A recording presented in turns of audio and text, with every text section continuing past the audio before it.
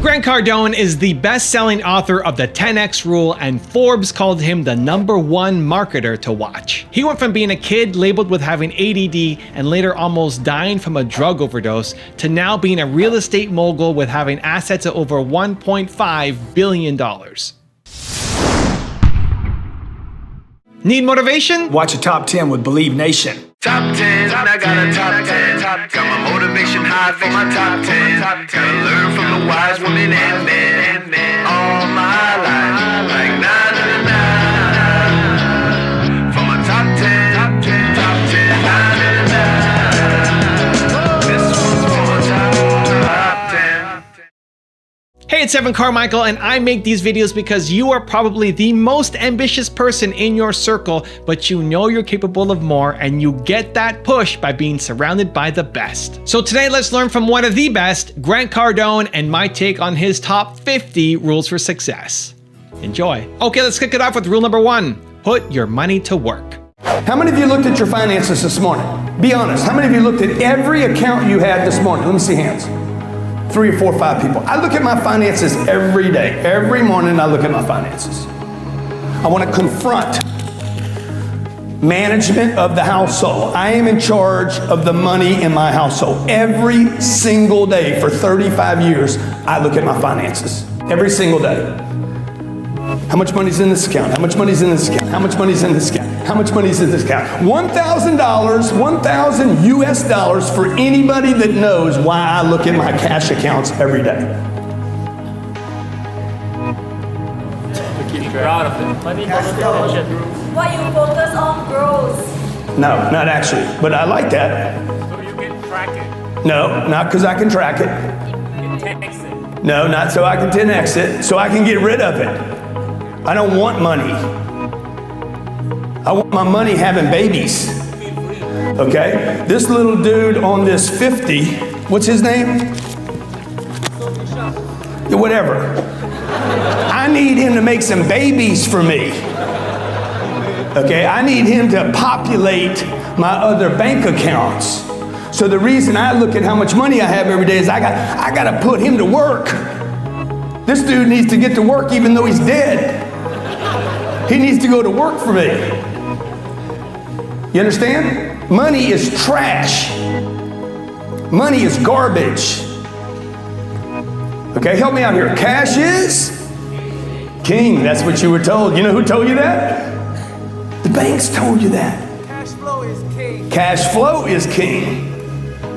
Cash flow. Say it again, man. Cash flow is king. Cash flow is king. Rule number 2, have multiple products to offer. So if you give someone let's say you give someone a stack of like 200 leads to dial through, right? And you get a salesman who wants to speak to everybody. Like he's going to speak to someone who's, let's say, have no money, they have no job, and they want to sell a $10,000 product, and they waste 45 minutes in that call. Would that be smart or not smart? He shouldn't have started that call with one product. Why? Because he works at a company that has one product. That's stupid. Go some other place. Because So work, you can't change your sell job one then. product. Okay. I mean, who does that? Amazon doesn't do it. Grocery stores don't do it. Starbucks doesn't do it. Nobody, no matter how good that one product is, nobody can build a business or any kind of success on one product. Or let's say a couple of products, 2 or 3 products, right? The average company out there. Yeah. You need more than one You product. need more than product, okay? Like if I try to hit everybody with a $10,000 product or even a $1 product. Even a $100 If I hit somebody product. with a $1 product, I miss the guy that wants to spend $10,000. So the Or idea doesn't see value in Okay, so $1. the idea is go work for a company that has a whole suite of products, gives you you can sell something to everybody, right? Basically, right? Yeah. Okay. I like that. Cool. Like we probably have, I don't know, 100 different products on our website. Rule number 3, never quit on financial freedom. This used to be a goal of mine to make $1 million a year. That was my goal when I was 35 years old. One day, I said to myself, self, little G-dog, one day, young man. I wrote this over and over and over again. I talked to myself in the mirror. I'd sit on the toilet and say, one day, I'm gonna make $1 million. One day. And people used to tell me, that's crazy, dude. Like, why do you think so big? This is when people were telling me not to. They're like, why do you need to do all that? Why do you just be happy? Just be a good person, okay? Be happy that you live in America. Be happy that you have meals, and be happy you got good health, and all the things that the people around you that quit on money, that quit on financial freedom, that quit on possibility, that quit on their potential, all the things those people will tell you to try to convince you to quit. When in reality, what they're really trying to do is make sense of why they quit. Rule number 4, be the most dependable person. I would tell my 25-year-old self, dude, do whatever you have to do to make sure you don't ruin your name. You have to be the most dependable person anybody knows. Starting with yourself, you have to be the person you depend on, okay? So if smoking weed on the weekends or drinking or having hangovers or hanging out with those people, like, makes you feel less about yourself, you have less trust for yourself, you gotta knock those things off. When this is done, maybe make a list. No, make a list. Don't maybe. Make a list of things that you need to knock off that destroy your own personal sense of trust in yourself. This is a big thing that I did when I was 25. I started doing whatever I told somebody I would do, I was gonna do. If I told you I was gonna punch you in the mouth, I'd punch you in the mouth right then. Okay, if I told you I was gonna be there at 4 o'clock, I'd be there early. If I told you I was gonna stay late, I would stay late. Whatever it was, I started building trust back within myself, because the reality is nobody was gonna trust me. I had destroyed so much trust and respect with others and told them over and over again, oh, it's gonna be different this time. So old 25-year-old Grant, rebuild the trust you have in yourself and keep doing that until other people start saying, hey, you changed. You're different now. And that started happening literally within about 3 to 6 months of me starting to make that commitment to say, hey, I'm gonna start rebuilding my own personal trust in myself. My personal self-esteem came up. I wasn't using drugs anymore. I wasn't using alcohol anymore. I wasn't going out on the weekends. I was working when my friends were playing. Also, if you want to have more confidence and self-love, check out my 254 series, where every day for the next 254 days, I will send you an email with a link to an unlisted video that will help you boost your confidence. It's free. The link to join is in the description below. You have to go build self-confidence. I've been at a point in my life where I thought less of me than anyone thought of me. How many have been there? My dreams are first every day, then my wife, then my kids. I can take care of my wife and my kids now. Would you agree? I abandoned this. This is the fuel for who I am. Rule number 5, start taking risks. So I'm just gonna look it up just so I don't. Of entrepreneur? Yeah. Okay. You know what, you ever looked it up? I kind of know intuitively What do you think? what it means. What do you think it means? Someone who starts businesses and, Person who organizes and operates a business or businesses, taking on, listen, but this is the important part. This is good for your young viewer. Taking on greater than normal financial risk in order to do so. By definition, the second half of that, most people are not entrepreneurs because they never take on any risk. Like they're holding on to their money. They got cash in the banks. They got equity in their houses. They're saving money, saving for retirement. If you're doing any of that, versus putting the balls against the wall, right? You're like, what are you doing, dude? You're more committed. People are more committed to the equity in their home than they are to the equity of their brand or business. So I made this mistake for years. In your own life. Yeah. You must operate, okay? You must operate like your life depends on it. Okay, life threatening, life threatened. I operate best when I am under a threat.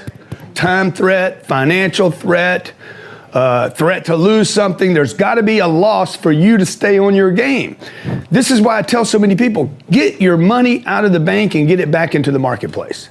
Do not have cash sitting in the bank. Cash in the bank is exactly what your mom and daddy told you it was. It is an emergency, a security blanket. Why Johnny has money in the wall of his house is because he first had this idea, I'm gonna put money there to avoid the IR and the S. And number 2, I'm gonna have it there just in case I need it. I go get me a little 2 inches or whatever I need of it, okay? Johnny's gotta get that money out of the wall, out of the bank, okay, and back into the system so it pays him. Rule number 6, stop making excuses. I did not come from money. I came from nothing. Nothing. There was a time when I could not afford this jacket that I have on. So if you're struggling with money today, I understand. I also understand that if you come from nothing, that should not be a reason you stay with nothing. Once you drop the reasons and the excuses and the problems and the economy and the government and we just changed over, didn't y'all just change over? Once you drop, I'm too young, I'm too old. Once you drop the excuses and decide, hey, I want success, I want to be happy. Who wants to be happy? Good, everybody wants to be happy. Who wants to be healthy? Excellent. Who wants a lot of friends? Excellent. Rule number 7, don't waste your money. Don't spend money on dumb stuff. 25 years old. Keep this in mind. For 35 years, I didn't spend 1 penny on alcohol, not 1 penny on drugs. Literally, what I was saving, I wasn't doing dumb stuff on the weekends. I wasn't wrecking cars and getting in trouble. I wasn't having to hire lawyers. I didn't waste any money for 25 years on dumb stuff. You know, when you don't drink, you don't gamble. People that drink, gamble. They take risks they would never, ever take, right? They don't show up when they needed to. The next day when they do show up, they show up with a hangover. None of that happened to me for 25 years. Forget making money, forget adding skills, forget getting talented. The fact that I was no longer destroying myself, my self-worth, my respect, I wasn't making mistakes, wasn't getting in car wrecks, wasn't having to hire lawyers, wasn't having to be thrown in jail. None of that was happening for 25 years. If you can just stay out of trouble, be a wild man, but stay out of trouble. If you could just do that, I guarantee you that'll be successful, okay? And keep in mind, I wasn't wasting money. That means I'm not wasting money on drugs and alcohol and bad decisions and bad people and the VIP bottles and trips last minute. Oh, let's go to Vegas this weekend. We can't afford it, but let's do it. Life is to be lived. You only have one life. That's what my friends were saying to me, and they were sucking me down the vortex of destruction. So imagine if you spent the next 5 or 10 years not wasting money on, this is the hard part now, this is number 4. Watches, cars, trips, and bullshit. I wasn't spending money on any of that stuff. My friends were going on trips to Greece for 3 days. I said, dude, I haven't earned that trip yet, okay? I'm not going to Greece for 3 days because I haven't earned the right to go to Greece for 3 days. Now I just finished, I'm on my 4th week. Rome, Bucharest. I'm just telling you the upside. If you pay the price today and don't do the bullshit, little Grant. I'm not talking to you, I'm talking to little Grant. Okay? If you don't do the dumb shit right now, I went to Rome, Bucharest, Dubai. Let's see if I missed one. Singapore, Malaysia, Thailand, the Maldives, and now Mykonos. Okay, one day I'm gonna go spend a month or 2 on that yacht right there. I guarantee you I'm gonna spend a month or 2 on that yacht. It's all gonna be paid out of passive income, cash flow. Okay? I made a decision at 25 not to spend any money out of earned money. See, this is what the super successful do. They go all in, okay? So at 25 years old, I made a decision until I have extra money, so much extra money, that I don't have to worry about living, I don't have to worry about food, I don't have to worry about bills, I don't have to worry about emergencies.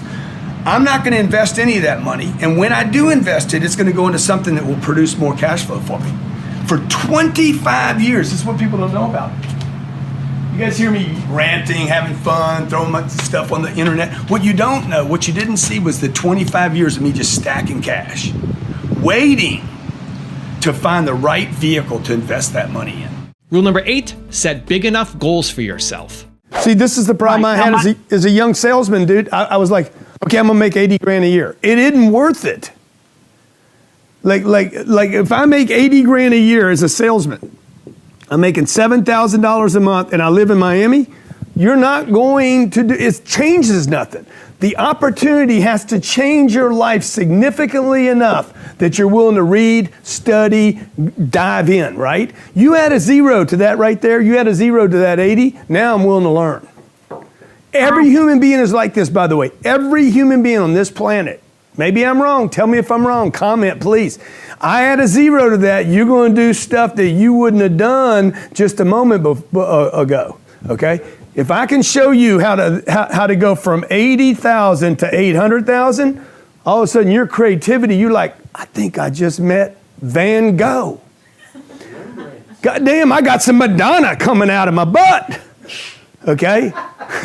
Whoa, whoa, whoa.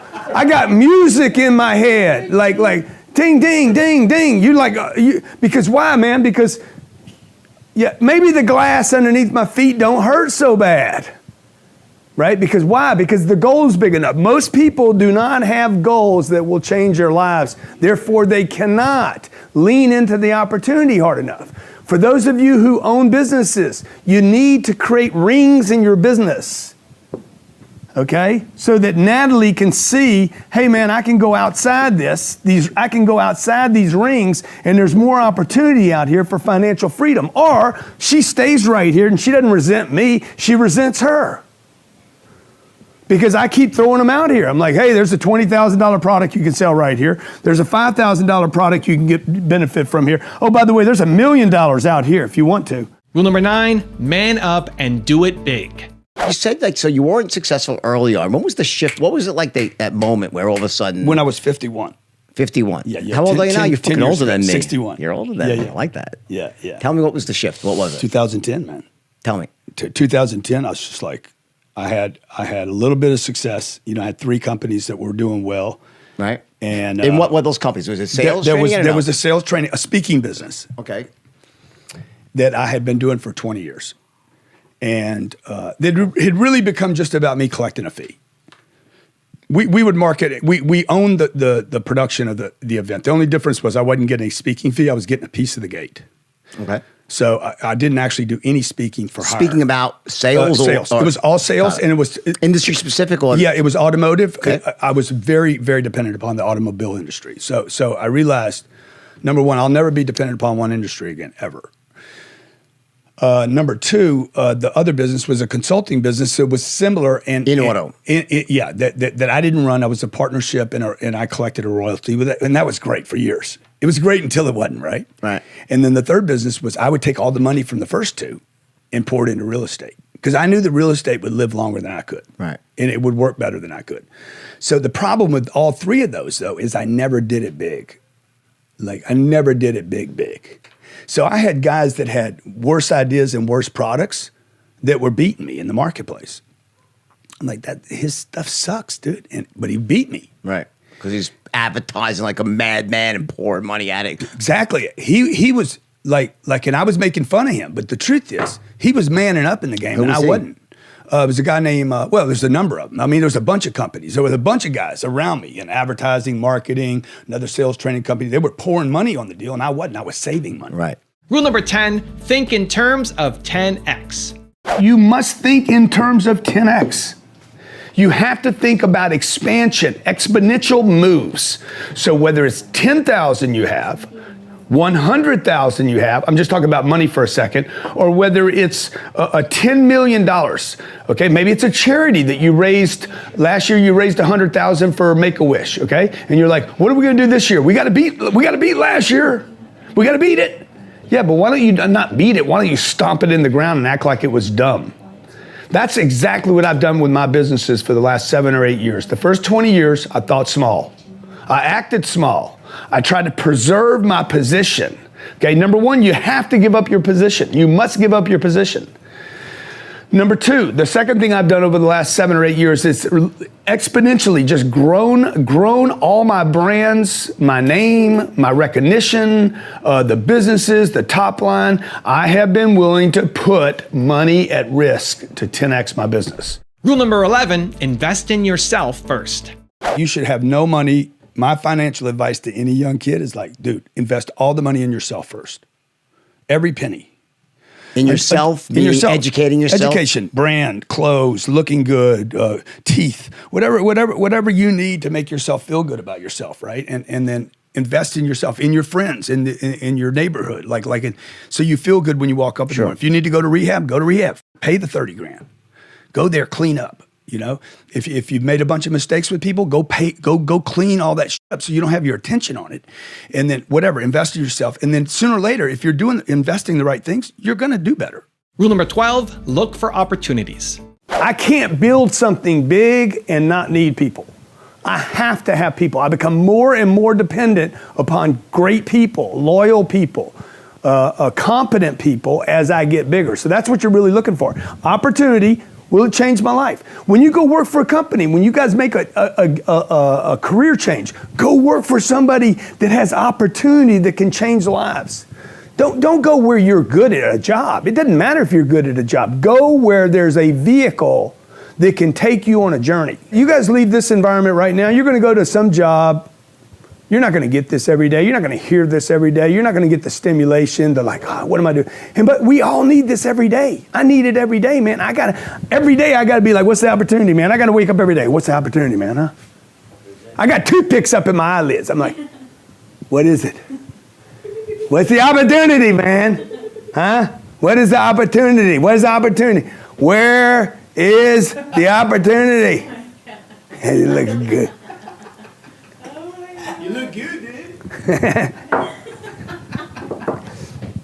And dude, I want to be able to have so much opportunity to do so much crazy stuff that I can act like an idiot. Rule number 13, you need a get-rich plan. I made a commitment when I was 25 years old and broke, okay?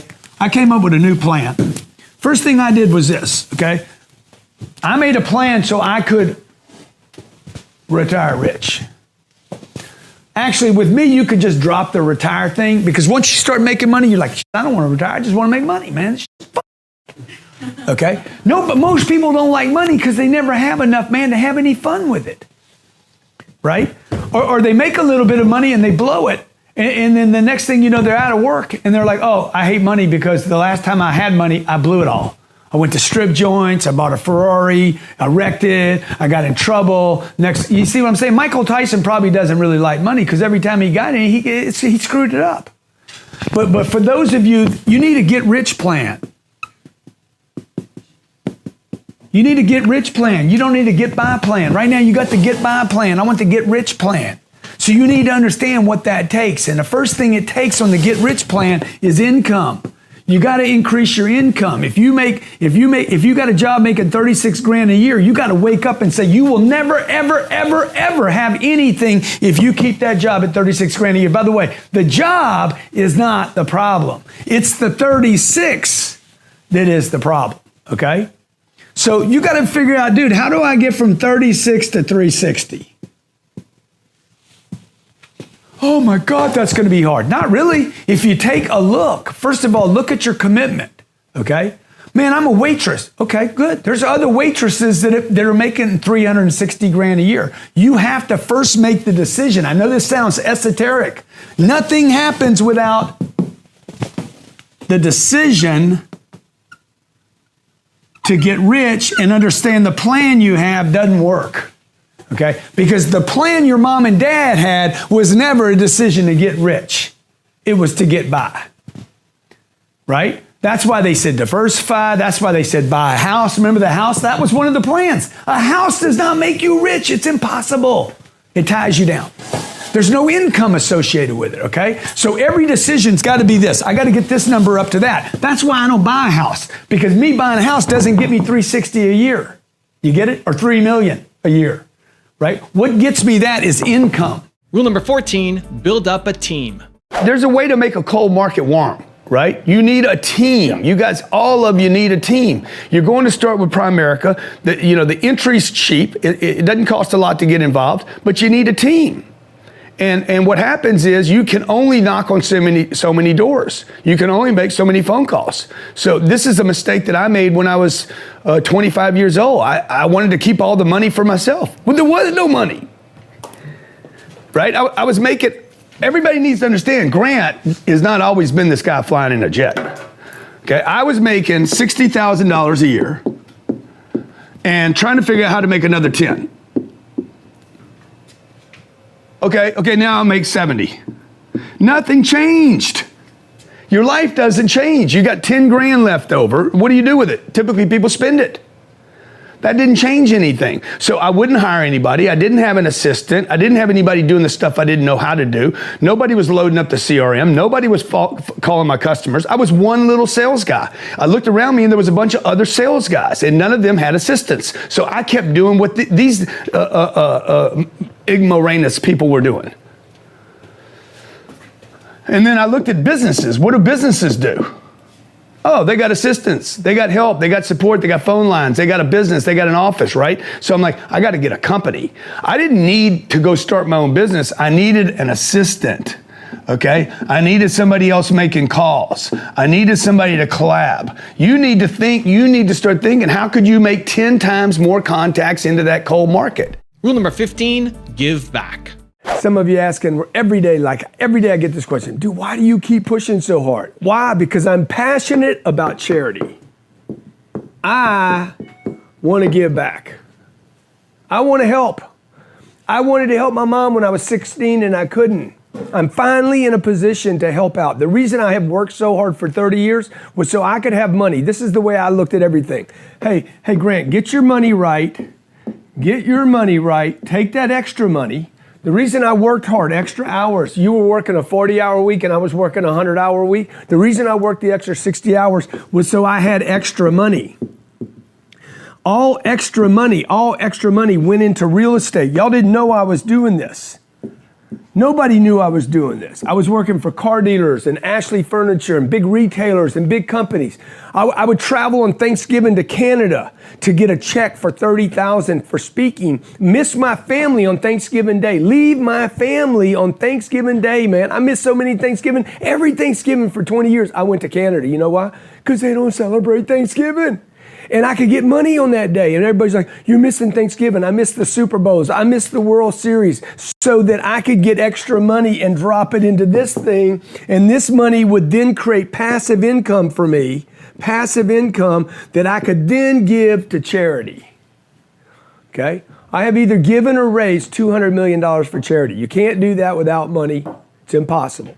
Rule number 16, try flipping. If you don't have any money, you should be doing flips.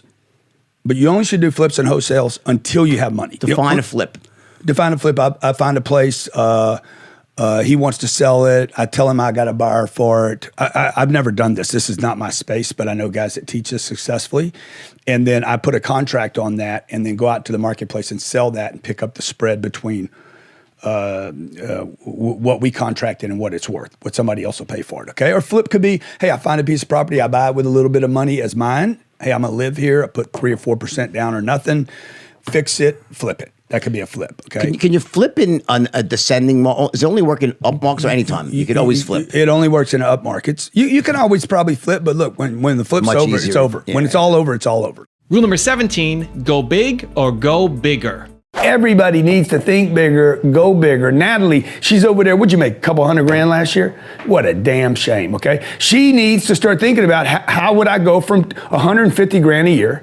She's probably so happy with herself right now. This is the most money I've ever made in my life. People around her saying, oh my God, you're doing so good, Natalie. This is great, okay? Kayla goes back to Wisconsin. Oh my God, you work for that maniac, that barbaric Grant Cardone. That guy must be tough to work for. But she's getting paid good money and they're all, oh my God, you're doing so good, Kayla. Kayla needs to think about how can she 10X?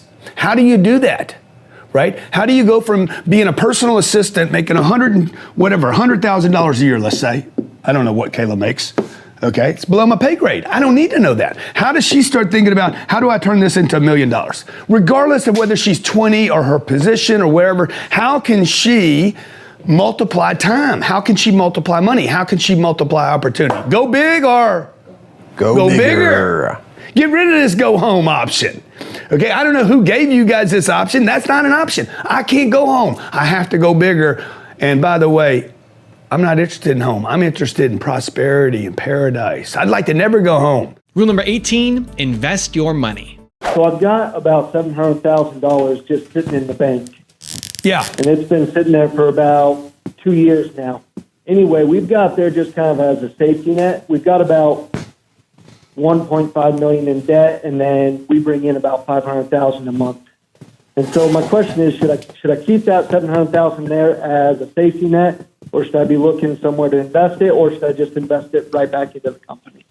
Okay, Pay off that debt. Well, I mean, like, okay, number one, the first thing I would tell you to always do is keep investing in your company. I would not hold this money on reserve. Okay.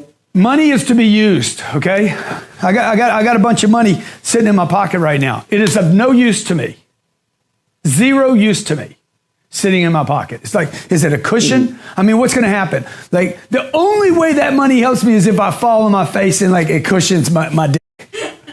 You know, it's stupid, man. But you see, we're all brought up, save the money, save the money, save the money, save the money, reserve, save for a rainy day. Something bad's going to happen. What I would do with this, dude, is some portion of this, but I would expect, because your business is doing well, you're already invested in your money, in your business, right?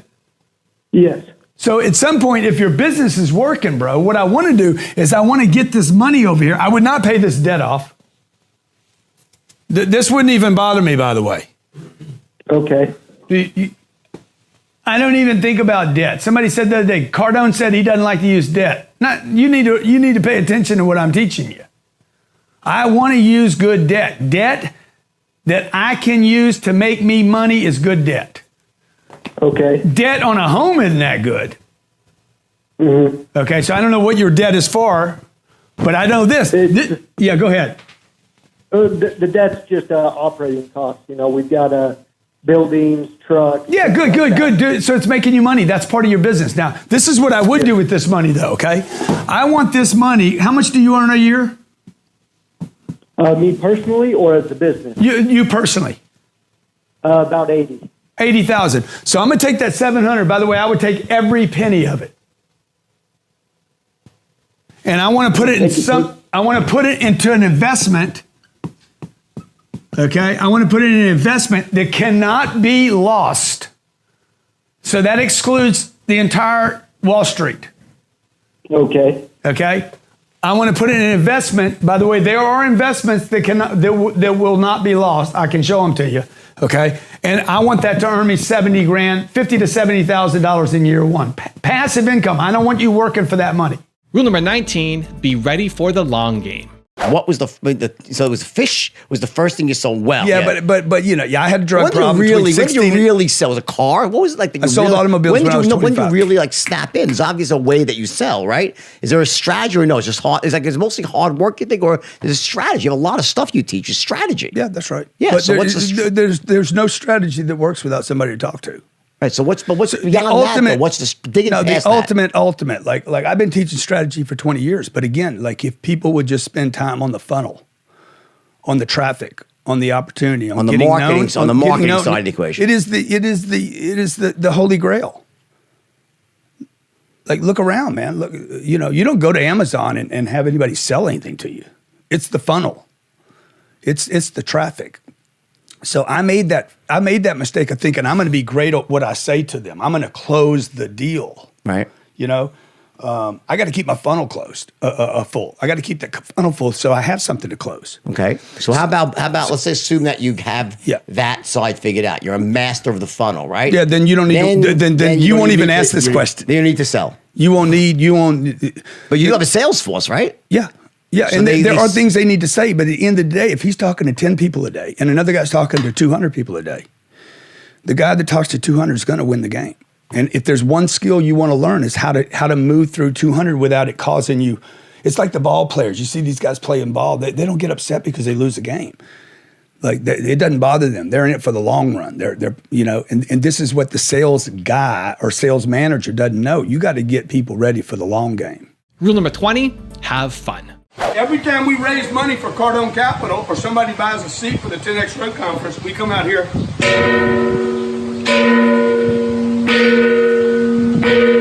Yeah, man. Yeah, you do it then, okay?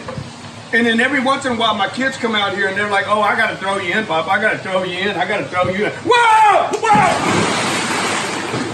See, when we come on a vacation like this, I let them throw you in the whole time. Right, come back over here. I want to show them the pool, how cool it is, man. Rule number 21, study success. People should be studying the most successful companies in the world, not individuals. Don't worry about Dave or Gary or Tony or Grant. What are successful people doing? One of the biggest mistakes I've made in my life was tracking people that were doing better than me. So what? Like I made so many dumbass decisions because Dave did it. Or The Millionaire Next Door, that book. I don't want to be the millionaire next door. I want to know what Jeff Bezos is doing. I want to know what the boys at Google are doing. Okay? Why does a guy like Mark Zuckerberg go from college dorm room to one of the richest people on the planet? That's who we should be studying. And don't listen to everybody else. Because those people have financial freedom to the point to where they can do anything they want. Like, you cannot mess up some of these people's situation. They couldn't screw it up if they wanted to. So the 10X rule it says, hey, look, you want to scale to a point to where you have the life you deserve. It's not about the money you want or the money you need. Scale your business so you can walk away from it and money never stops taking care of you and your family. You don't need to study 27 different Warrens. You study one Warren, you're probably going to be good. Most of us, because of Instagram and Facebook and YouTube, we're listening to so many different people that people do nothing. This is the new crisis of our era. People are doing nothing, not because they're lazy, because they have data that is conflicting. So if you listen to Dave says buy a house, then you listen to Grant says that's stupid, you're not going to do anything.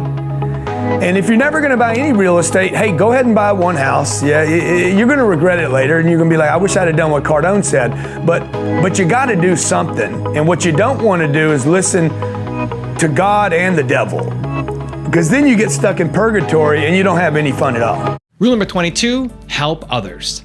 Look for somebody to help, man. There's people all over this planet, man, just lost. I told my mom when I was 16 years old, one day I'm going to be successful. One day I'm going to be successful, and one day I'm going to help a lot of people. And I said that to her because I wanted somebody to help me. See, I've always loved helping people. Always. I am most happy when I'm helping someone else. Nothing to do with money. If I can help somebody, not give them something, but if I can actually help somebody to feel better about themselves, to know what to do in a phone call, to know what to do in a sales call, to know how to follow up their girlfriend or their boyfriend, or to solve some problem in their life, or how to get some money. Why don't we do this, man? Why don't we make it 100? Thank you, man. And you keep it. Thank you, boss. Thank you, boss. Yeah. You see that big smile on his face when I did that? Just like pop. Help somebody. Rule number 23, use negativity as fuel. Looks like I'm showing off all the time. Here's what you don't know. You don't see all the hard work, the years. Don't quit, okay? If I'd have quit, I wouldn't have the wife, wouldn't have the kids, wouldn't have the bird, wouldn't have the cars, wouldn't have the real estate, wouldn't have my physical and my mental health. I wouldn't have the success. Nobody would know me. Nobody would know me. So you see where I'm at today, but you don't see all the days that I got up when I didn't want to get up. All the days when I went to work and made a call when I didn't want to make a call. All the days that I called somebody back that had rejected me over and over and over again. All the book publishers that wouldn't publish my books. All the TV people that said, no, man, you're too noisy. All that. All the things that are happening to you right now, the sick days, the illnesses, the family that's pulling against you, the friends that counted you out, the problems you've had in your past, whatever it is, look, you can use it as an excuse or you can use it as fuel. Rule number 24, be hard on yourself. I just had a coaching call with some friends of mine. They come in every month and they're working on their business. They're going to bust $1 million this month. When I met them, they were literally, the company was not making money. They're going to make $1 million. They asked me a question today that I want to talk about. They're like, dude, how are you? Everybody we talk to talks about being nice to their people, taking care of their people, doing this for their people. Why is it the answer you have is different? I said, what do you mean? Well, it seems like you're hard on people. I said, no, man, I'm not being hard on people. I'm just trying to take care of my environment. I'm not trying, I don't practice being a DIK. I'm trying to take care of my environment. My decisions are about my environment, right? So little Grant's this little phone right here. This is little Grant. He got issues. He needs to clean up his issues. Grant's got to get hard on Grant. Okay, you guys out there, y'all so soft on your people, it's because you're soft on yourself. right? That's why you end up with no money. You end up with people betraying you. You end up with people taking advantage of you. Even your kids don't appreciate you. You got to be hard on yourself. I'm hard on everybody around me, but mostly I'm hard on me. Rule number 25, become the person you should be. A theme that runs in my life is just disappointment throughout the whole thing. Particularly the first, from 10 years old to 25. And then 25 to 50, I was doing better because I had a drug problem at 16. Oh, you did? Yeah. Was that the disappointment, or was it like No. The drugs were a byproduct. It was, the disappointment was, the school thing. School was disappointing. No uncles, no dad. Right. I didn't know direction, just boredom. Right. That's why what you do with these the races at least keeps somebody occupied for some moment of time that gives them a goal big enough and a challenge. Sure. I didn't have any challenges. So you didn't have anybody like setting some goals up in front of you saying? No. When my dad died, I kept waiting for one of the uncles to step up, and they didn't. Got it. And that pissed me off because I'm like, dude, somebody's got to step up and give me a little guidance here. But you had older brothers and sisters? My older brother died when I was 20. Right. So 10 years after my dad died, got it. So there was no men.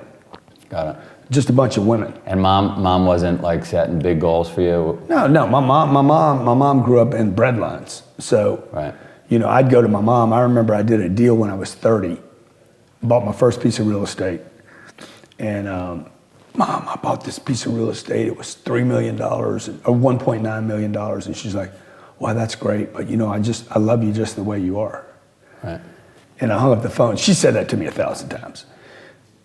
And I hung up the phone and said, yeah, but I don't love me the way I am. And then my counselor buddy, Dale, says, you need to love yourself the way you are. I said, ain't never gonna happen, dude. Right. I said, that's the big lie.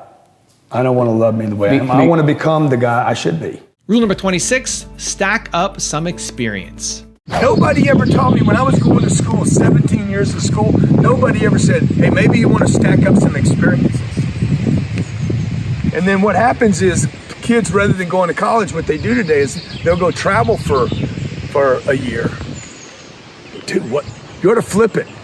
Go get your work ethic in. Bank some money. I'm gonna do this left-handed. Bank some money and then go on the trip of your life.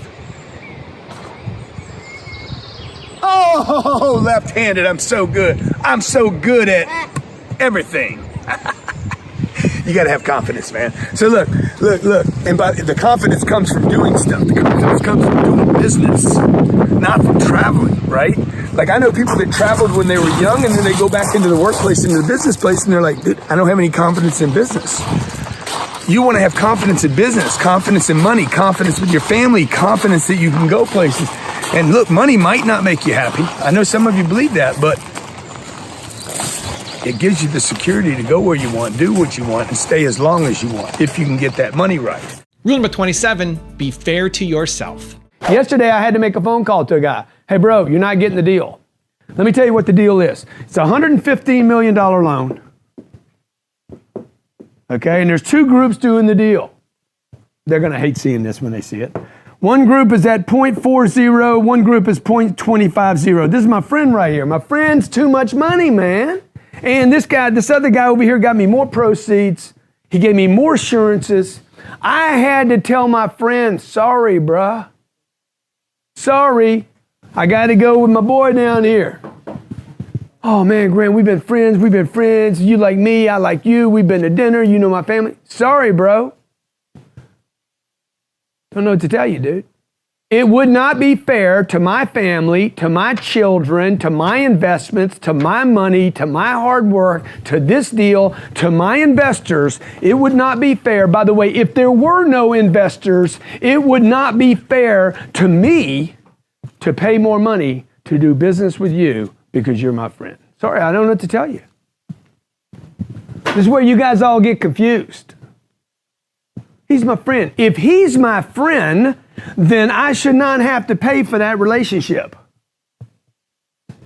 By the way, if he's my friend, he will be my friend after I make this hard decision. Rule number 28, have a dream. I remember hearing a story my twin brother told me years ago about this dude. I think his name was Vincent. wealthy dude in London. Everywhere he went on a chopper.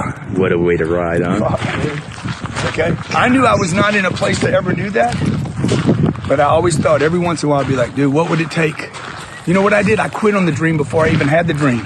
I'm like, I'll never have that. I quit on the dream before I had the dream. I've done this my whole life. Don't make this mistake. Come here. It's really comfortable.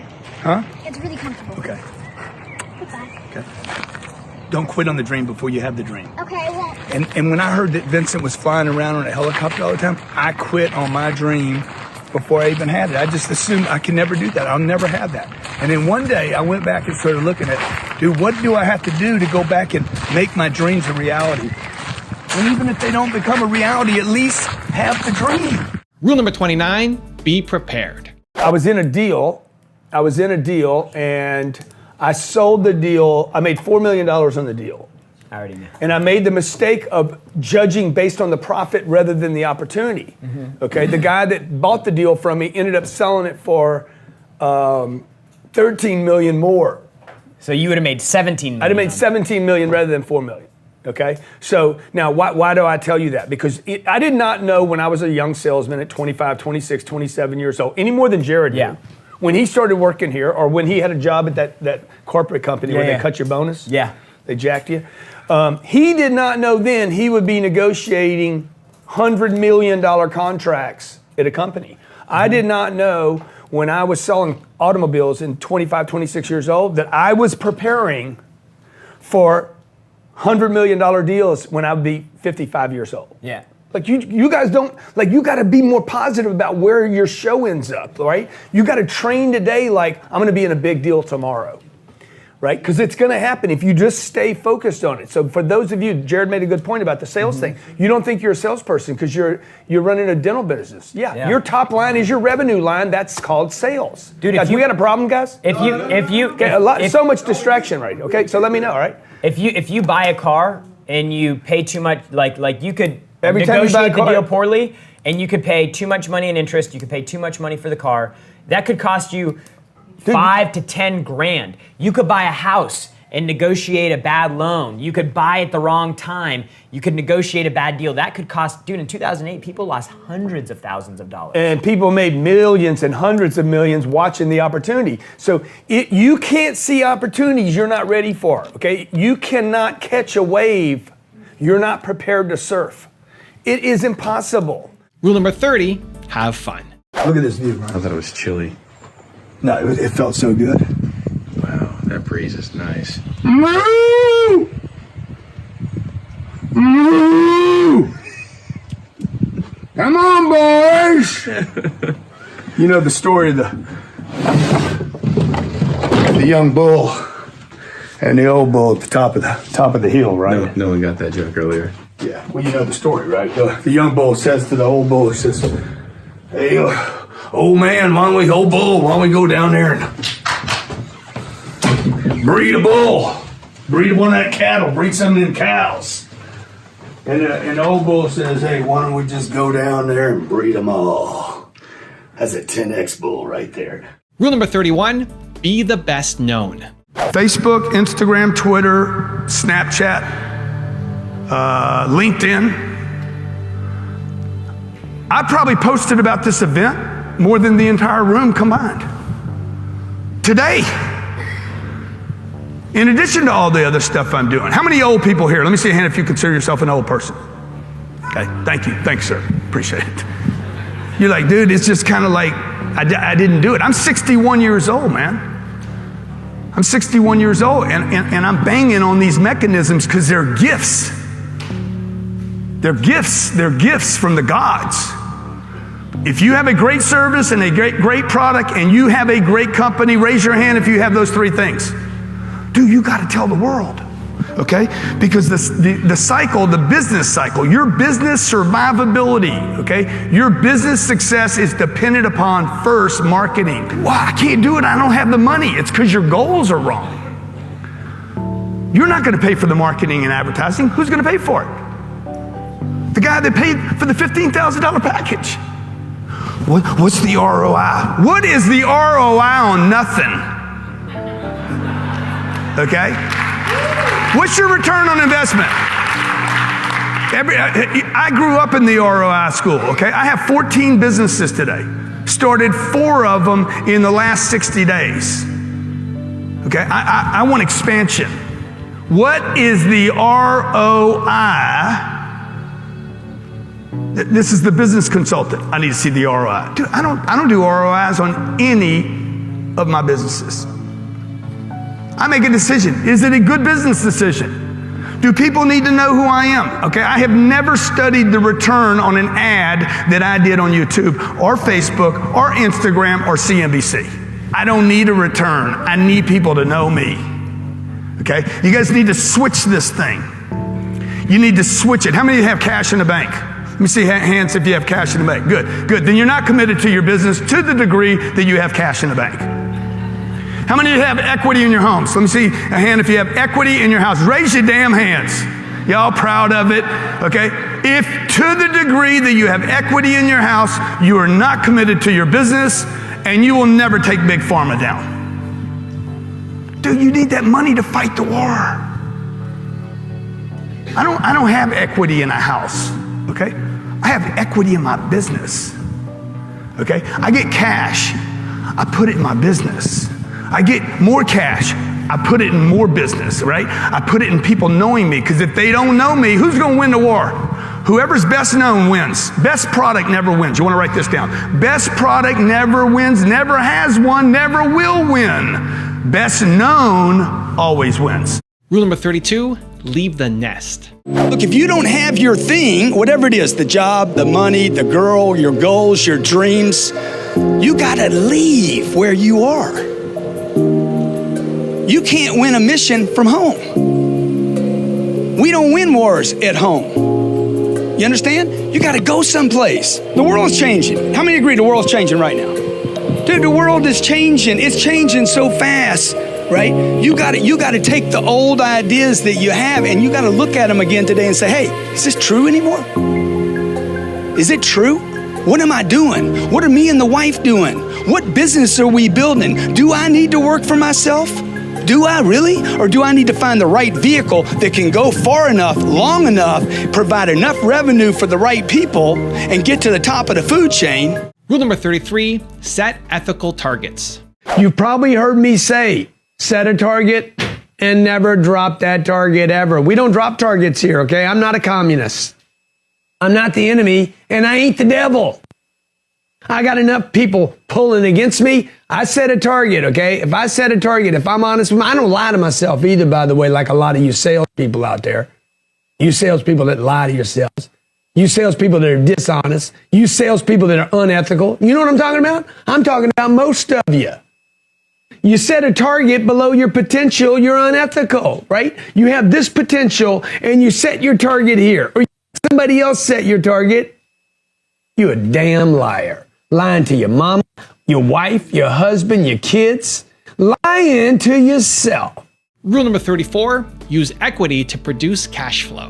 Today I have about $300 million worth of equity. Earning about 6% a year on average. $18 million a year before I go to work. And I still work. So houses don't do that, cars don't do that, businesses do that, rental properties do that. You take equity out of a house or a car, you put it into a business that produces cash flow, and you create personal financial freedom for yourself, your household, your family, your friends, and your investors. Okay? This doesn't stop. You can't stop this. The economy tanks. It still keeps coming. This is how financial wealth has been created for hundreds and hundreds and hundreds of years.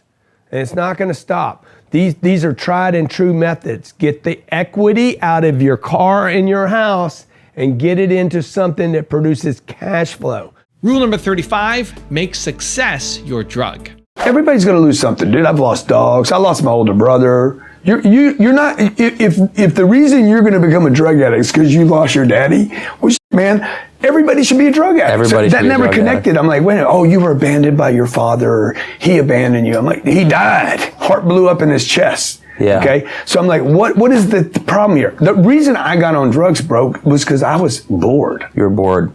I would have taken anything. You could have offered me homosexuality. Yeah, let's roll. I'm in. You could have offered me a marathon. Yeah, I'll run a marathon. You could have offered me anything that would have been interesting, right? I would have taken it. I was looking for leadership, man. I was looking for activity. I was looking for aggression. Yeah. What can I do? You know, it's interesting. McGregor, he talks about, he's like, look, I don't win because of my skills. I win because I'm obsessed. And so I took out of that treatment center, they introduced me to other drugs, by the way. They wanted me to take these other Adderall or phenobarbital or something. Did you take those or no? I brought them home with me and threw them away and said, you know what my new drug is going to become? Success. Rule number 36, use debt to grow. Remember this, 64% of businesses in America break even or lose money. Okay, check this out. 22 out of 28 million small businesses in America have no employees. 0 employees. What kind of business is that, man? I am the master and the slave. I am the prisoner, the warden, the jailhouse, the system. Dude, you're stuck. That's not a business. You cannot do the solopreneur thing, even though you see some guy on Instagram rolling out with a Lambo. Okay? It's bullshit. That's not a business. A business is people in a company. Anybody know any major successful person that didn't have a bunch of employees? Anybody here know any great company that had 1 employee, 1 flow of income, that didn't use debt? Okay? Caterpillar, debt. Coca-Cola, debt. Ford Motor Company, debt. They had to use debt. You got to use debt to expand. You can't stay small and expect the world to know you. It's impossible. How many of your parents told you this? Don't get too much attention. Fly under the radar. Don't toot your own horn. Be seen and not heard. Dude, you don't get attention today, you have absolutely 0 chance of being successful. Money follows attention. Rule number 37, focus on cash flow. Let me tell you the thing that I'm most proud of. This month, every month, these are checks, okay? About 300 checks. I think I got a bunch more coming here that I just finished signing. These go out every month. What, John? Okay, this is not payroll. We got 100 people here that get payroll. This is not payroll checks. These are people that I pay every month because they invested money with me in my real estate. Cash flow, baby. Cash is not king. Cash flow is king. And it's the strong people that make the hard decisions that end up with the cash flow. You softies end up spending all your money. The softies have the cash flow bleed out of the organization and it goes back into the marketplace. My cash flow ends up in the hands of my friends, my family, my momsies, my dadsies, my uncles, my aunts, my cuz, my friends, my buds, my Johns, Jared. The people that like, hey, Grant, I like what you're doing, dude. Rule number 38, be aggressive. So let's just start with the aggression thing, okay? Yeah. So like, when I tell you guys, like, hey, you know, like I am aggressive and aggressive works for me. The reality is everyone's aggressive. Yeah. Like from the very first moment. Like if you watch sperm cell, it's a cell? I think sperm's a cell, right? So when it's finding an egg, dude, you're talking about massive aggression. Yeah. You're talking about obsessive, tremendous. Like if that was the original beginning of the individual, which I don't think it is, we're talking about a trajectory more violent, with more purpose, more driven. That means all of us have that. You know, and like if you ever just go Google, well, you know, the activity of a sperm, right? Yeah. It's pretty violent. Yeah. Right now, and it's a crazy stat because like you're like the chances of you being born are like 1 in a billion or something like that. Yeah, and yeah. There's a lot of them. A lot of them compete for that connection, right? Yeah. So, and then even when you make it, you might not make it. So, when people say, "Man, you're too aggressive," I'm like, "You're not aggressive enough."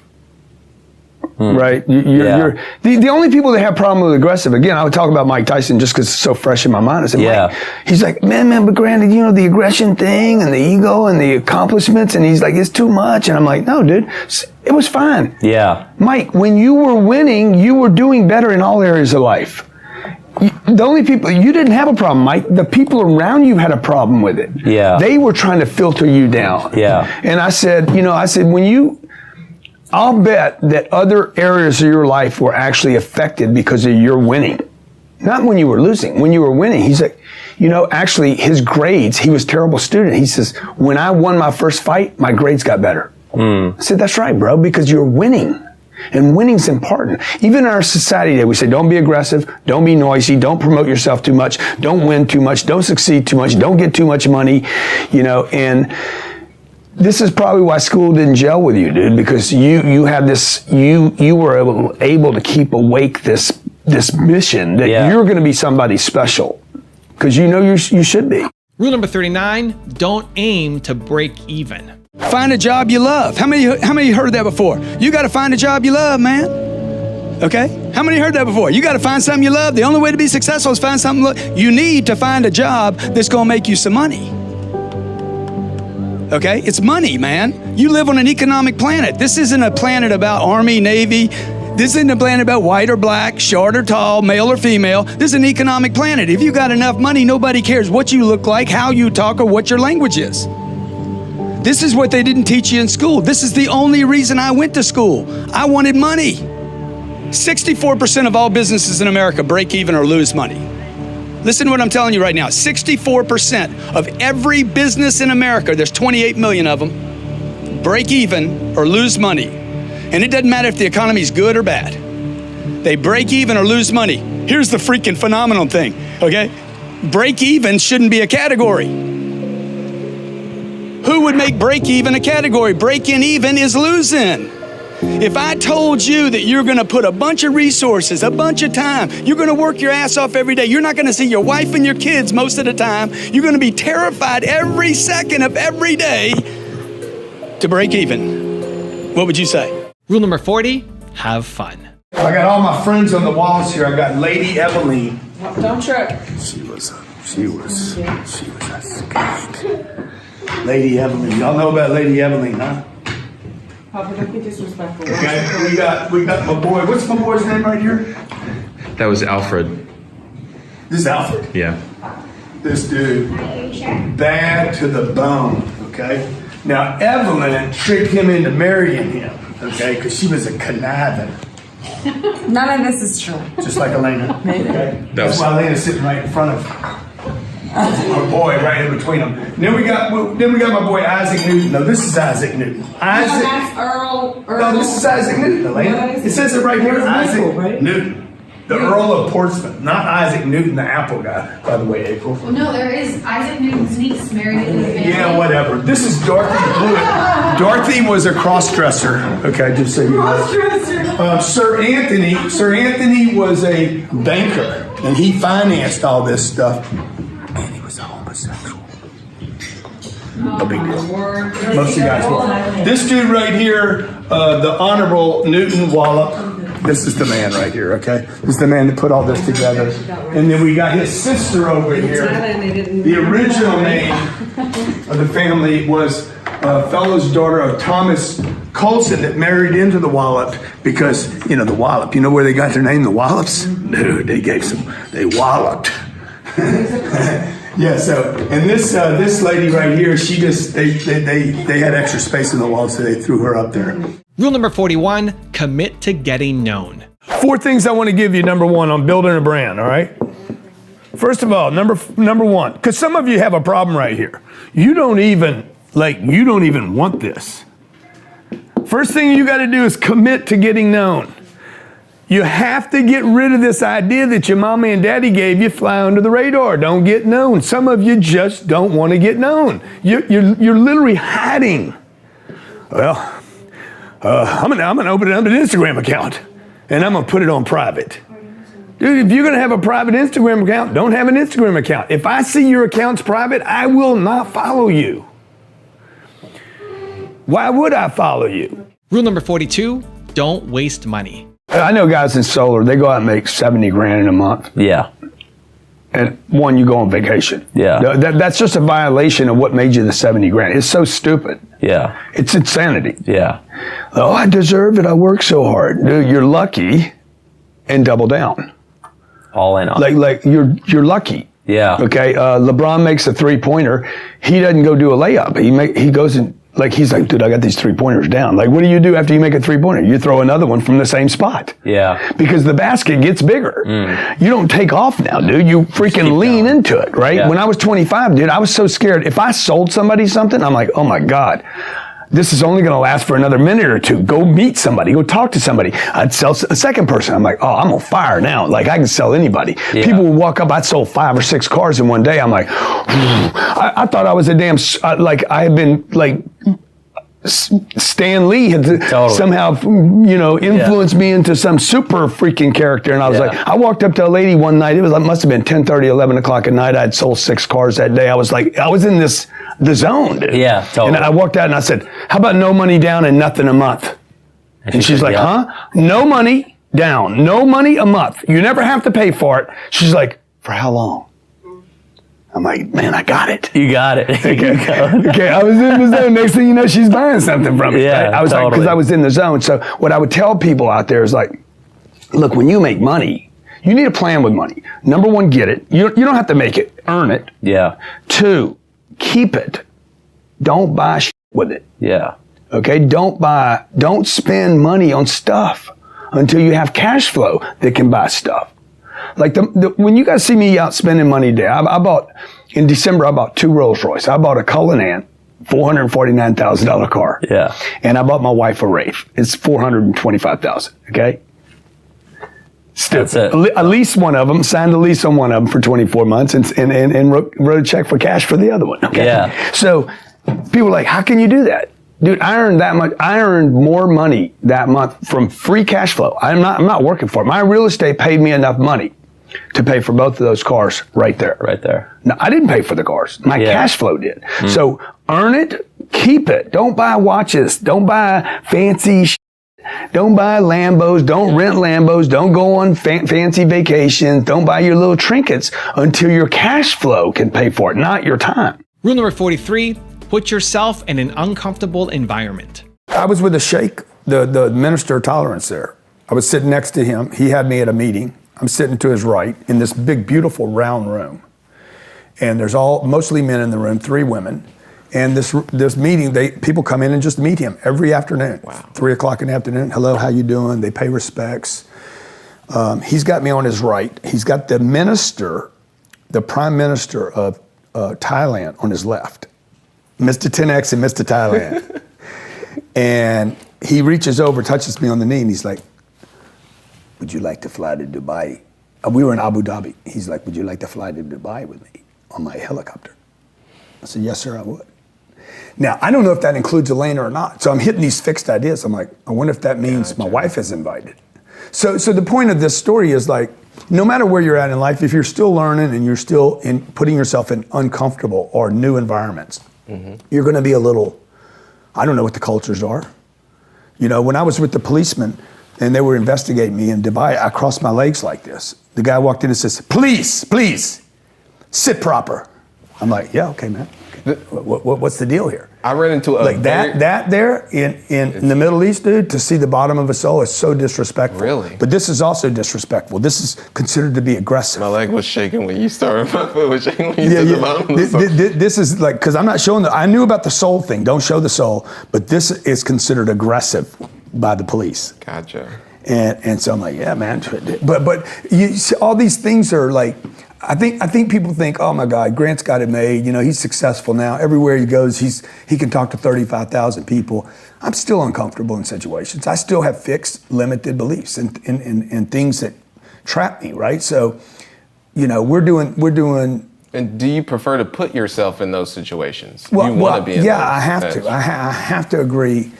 I have to agree to put myself in those so that I feel like I'm expanding, like I'm living life. Like, you can't be a beast or a savage if you're not in the jungle.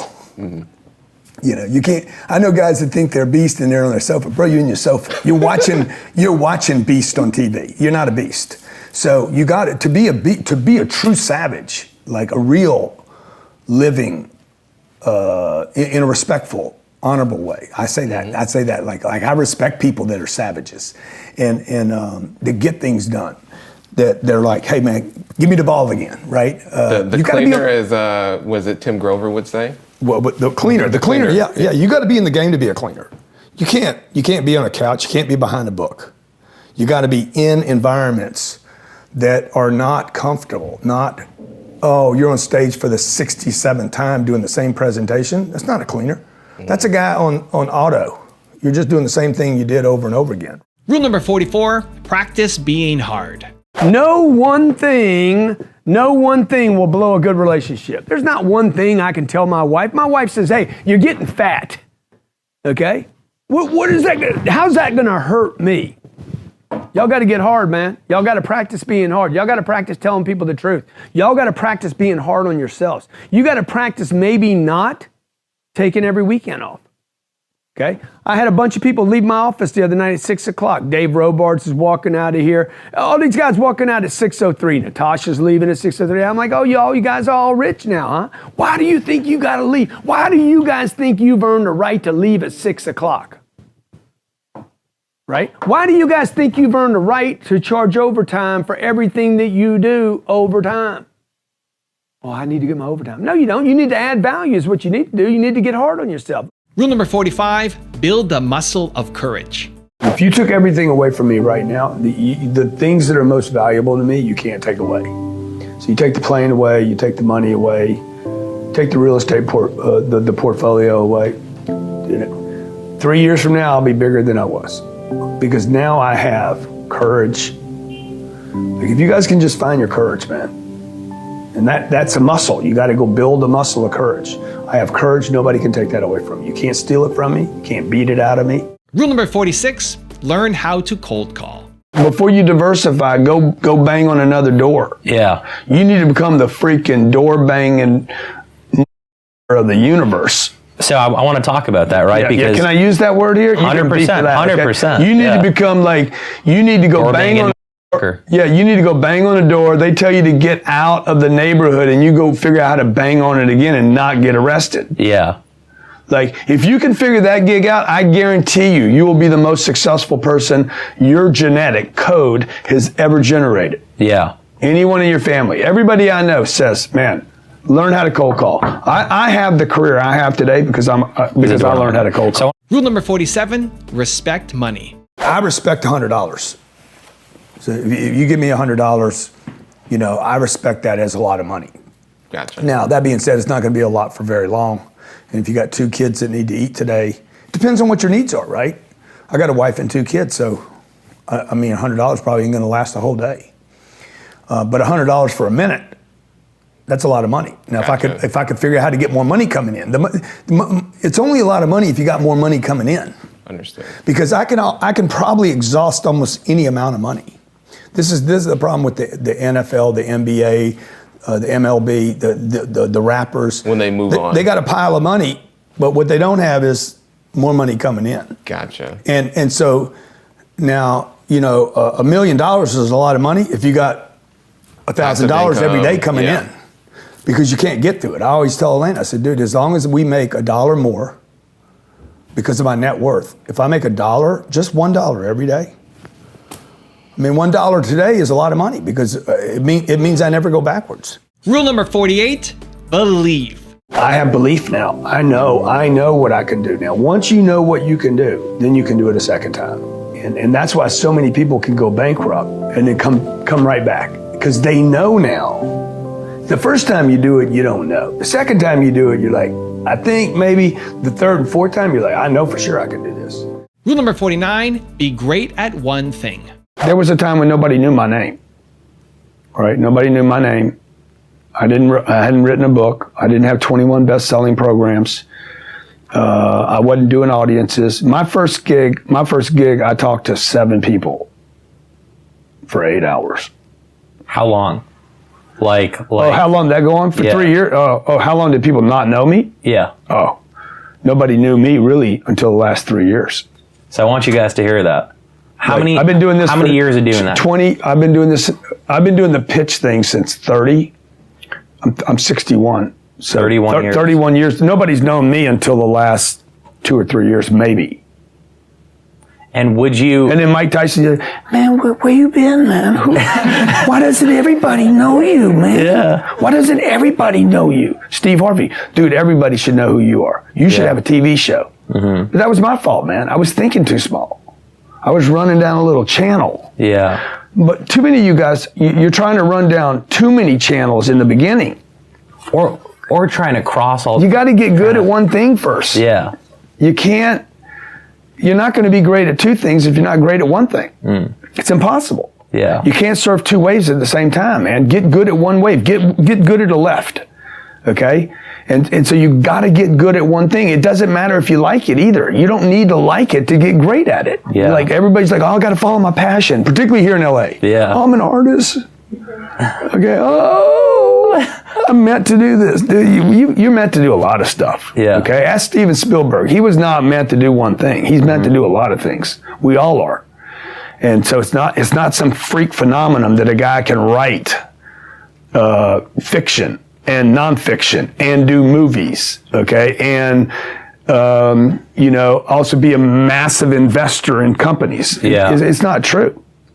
It's some guy, "Oh, how can a guy write, this and that and do all this and put together these volumes and help people and start because he can and you can too." Yeah. Everybody can, but you got to get good at one thing. You got to groove into one thing. Make sure you're certain about one thing before you move on to the second thing, because you're just going to be like, "I'm still in doubt about the first thing, but I'm going to try to get great at this thing," and you didn't finish this thing. And rule number 50, the last one before a very special bonus clip, is think big. I need to think like the Google boys or the Warren Buffetts or the guys that are like, dude, they don't worry about all that. They're worrying about how big they can get. How big can they get? How long can they survive? And big is what works. You can't show me a small company or a small think that has ever survived anything. Is this your quote that says can't get big, thinking small? You can't get big thinking small, and you can't get big with small people. Now I've got a really special bonus clip that I think you're gonna enjoy, but before that, if you're watching this video, you're still here and you promise, you commit to take action. You're not just gonna watch another video, you're gonna do something and act on it. Give me a hashtag believe in the comments below because I want to celebrate you. I think a lot of people are trying to create a brand. You're putting a logo together, "Oh, I like it," or you survey it with 10 people, but it doesn't matter if people love it. Like you could take a bad logo, repeat it over and over to the marketplace until it's seared into the mind of the consumer. So number one, I think it's got to be quantity of re-messaging over and over. Number two, it's the audience. It needs to be easy for the audience to relate, whether they like it or hate it. Doesn't really matter. What matters is that it grabs their attention. And the third thing I would say is. And look, I'm still trying to figure this out. I don't know what our brand is. I think brands, you got to be open, number three, to it being a living organism. Yeah, you are a big and it grows and changes. You are a big If you want 10 more amazing rules from Grant Cardone, check out the video right there next to me. I think you'll enjoy it. Continue to believe, and I'll see you there. Dude, I didn't listen to you when I was 7. All of a sudden, I'm gonna start taking advice from you? Yeah. Like my sister's like, you're too social.